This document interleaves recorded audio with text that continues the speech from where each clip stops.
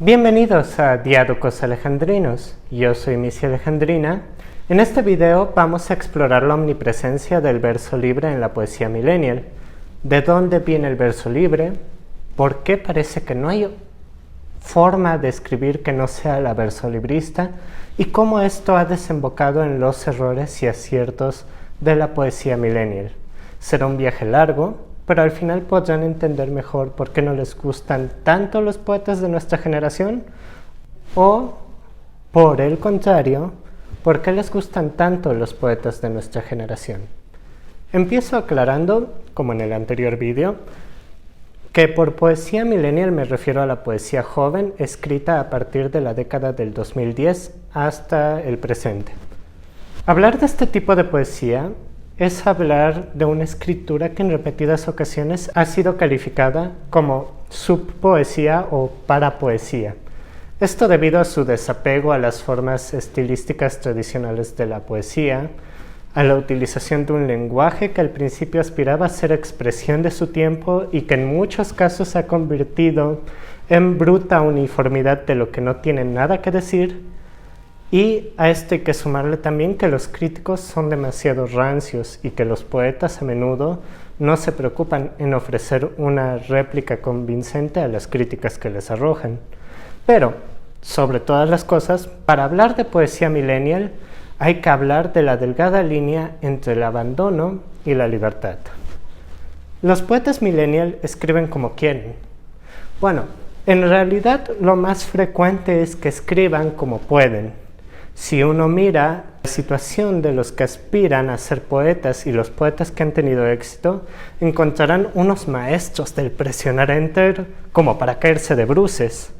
Hay un gesto decepcionante de derrota en la poesía millennial, pero ¿por qué? ¿Por qué este abrazo íntimo e inseparable entre la poesía millennial y lo que ellos quieren llamar verso libre? Y además, ¿qué tipo de verso libre es el que usan? Para entender cómo es que se relaciona la poesía millennial con el verso libre, hay que entender también de dónde surge el verso libre, y para eso hay que ver algunos rasgos que guardan en común las distintas formas que este verso tiene en la mayoría de los idiomas occidentales. En primer lugar, la ambición de una ruptura definitiva con la tradición y con el pasado propias de la modernidad artística, la fascinación con lo nuevo y con el apuro de la moda, algo que, como muy bien apuntaba Baudelaire, hace que las personas piensen conocer toda la literatura y su historia con haber leído apenas 2 autores. En segundo lugar, una exaltación del yo que impulsó a los poetas a buscar en su sensibilidad la verdad sobre los grandes misterios de la vida, y junto a ello, la presión por encontrar nuevas fuentes para crear un ritmo propio, único y original. Sea esta, por ejemplo, la Biblia, en el caso de Walt Whitman, o los versos religiosos ingleses del siglo XVI en la poesía de Allen Ginsberg. Y, en tercer lugar, la autoconciencia, en algunos casos gozosa, en otros casos harto decadente, de la perversión del lenguaje en el oficio literario. En términos más simples, el conocimiento de estar en una experiencia de la vida que desborda los límites que el preciosismo literario daba para expresarse. La certeza de que uno no es poeta por poseer un dominio excelso sobre el lenguaje. Algo evidente. Escribir implica admitir el lado andrajoso de la palabra. De esta vivencia nace una expresión de la vida ecléctica, conectado a un ineludible presente, conectado de forma convulsa con el pasado y con el futuro. Una vida cotidiana que no está a salvo ni de lo monstruoso, ni de lo mágico, ni de lo divino, pero sin una estructura metafísica de la realidad que le dé sentido a todo lo que experimenta. Desde este momento, en la poesía primaría lo lírico. La voz del yo resonará en cada verso, y cada verso se convertiría en una decisión. Esto es algo que se puede encontrar en el simbolismo de Lucius Bertrand, en el Gaspar de la Noche, o en las búsquedas psíquicas del irreverente surrealismo. pero también en las discretas, directas confesiones de la literatura norteamericana, como en el caso de Sarah Tisdale o Sylvia Plath.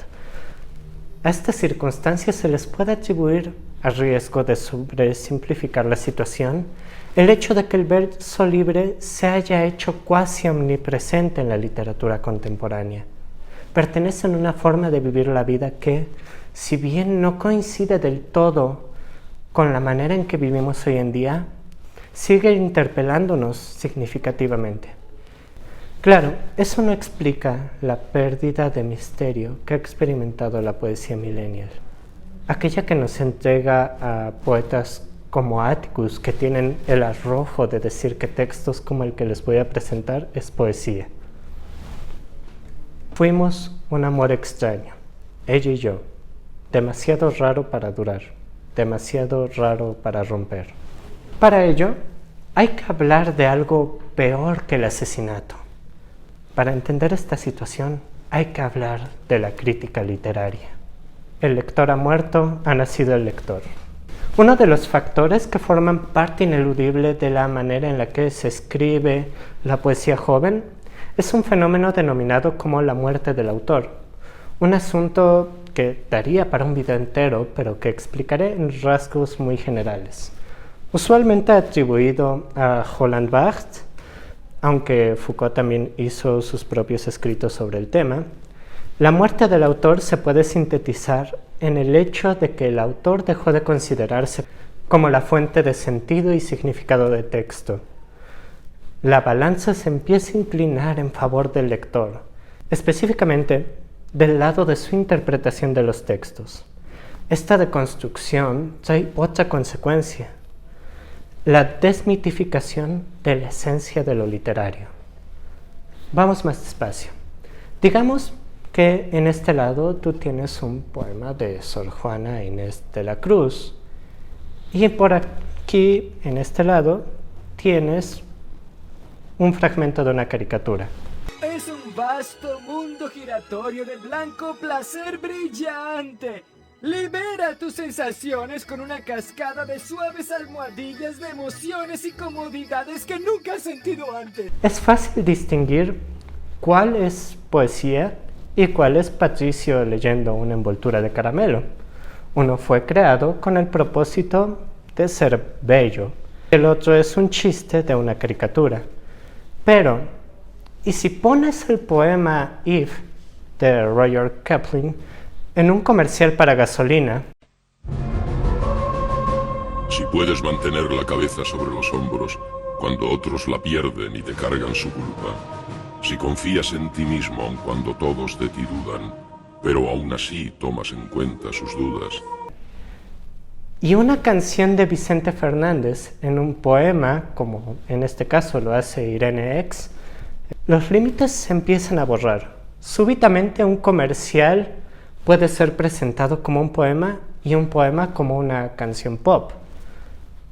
Para Barthes y otros autores de la deconstrucción como Derrida, la división entre lo poético y lo no poético es puramente arbitraria y está dictaminada más por reglas académicas y sociales que por un rasgo inherente a los textos poéticos. De ahí nace el lema: el autor ha muerto, ha nacido el lector. Este punto es uno de los que está a punto de entregarnos lo que conocemos hoy en día como poesía millennial, pero sigue sin ser suficiente. Para terminar de entender este asunto, hay que regresar a nuestro tiempo.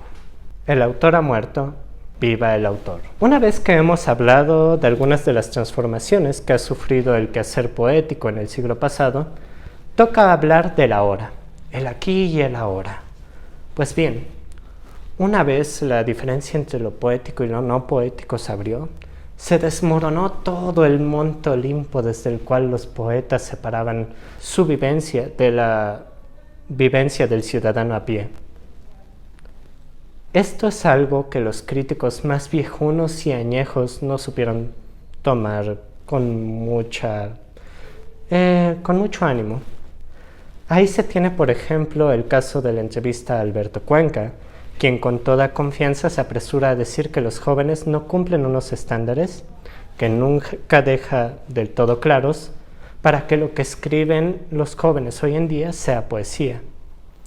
Una vez que la Torre de Marfil se ha derrumbado, la poesía se ha vuelto un lugar desde el cual hablar de todo tipo de temas, desde el sexismo, el racismo, la situación política, hasta los temas más banales, la espalda del amante, el amor de adolescentes, la fiesta de los amigos, etc.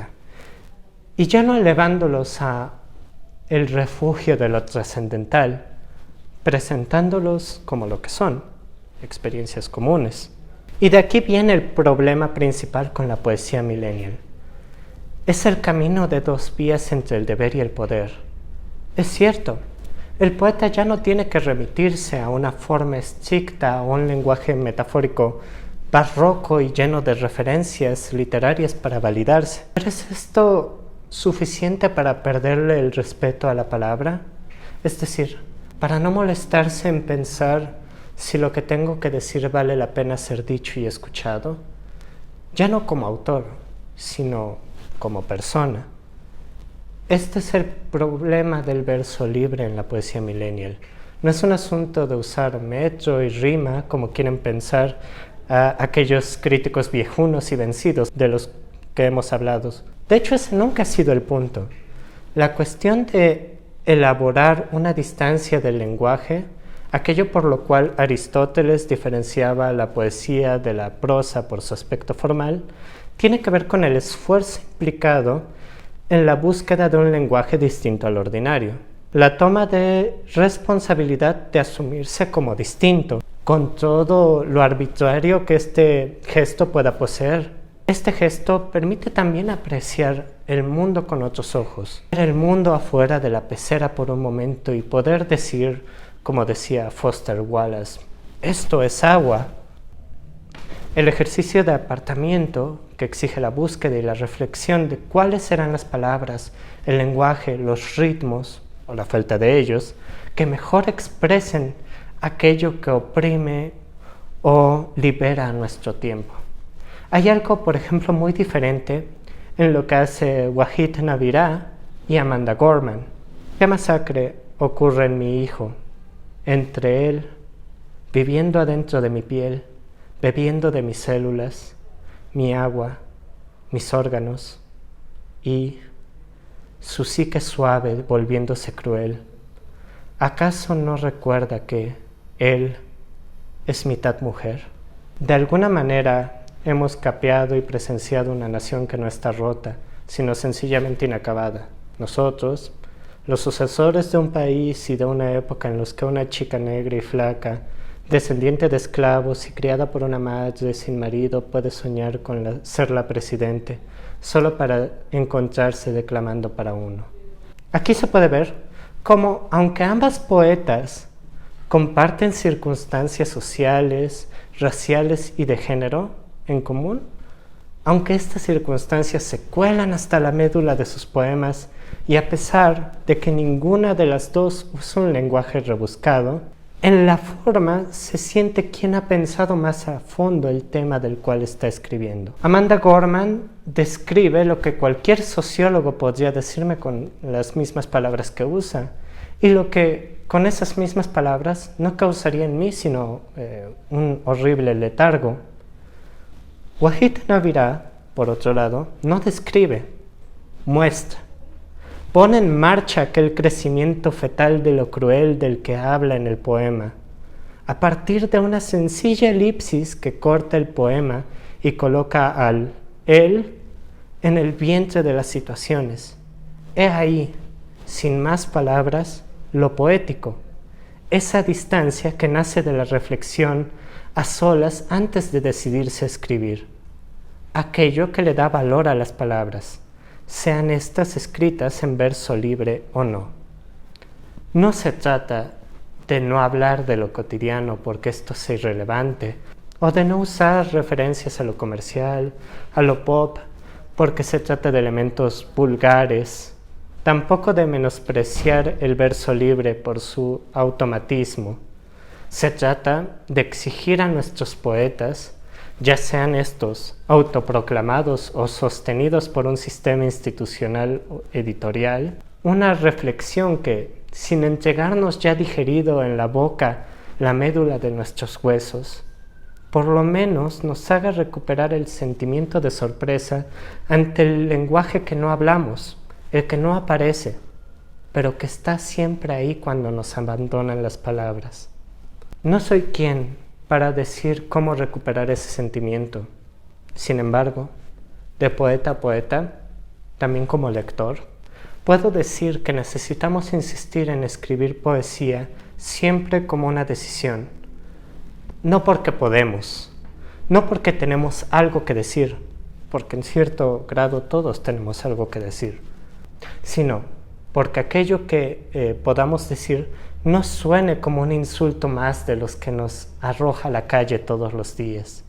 Y bueno, muchas gracias por ver el video. Sé que fue algo largo, pero definitivamente disfruté haciéndolo. Si ustedes también lo disfrutaron, compartan, suscriban y den like. Siempre es una gran ayuda. Si hay algún tema del que quieran hablar, no duden en decírmelo aquí o en cualquiera de las redes sociales del canal. Nos vemos, hasta la próxima.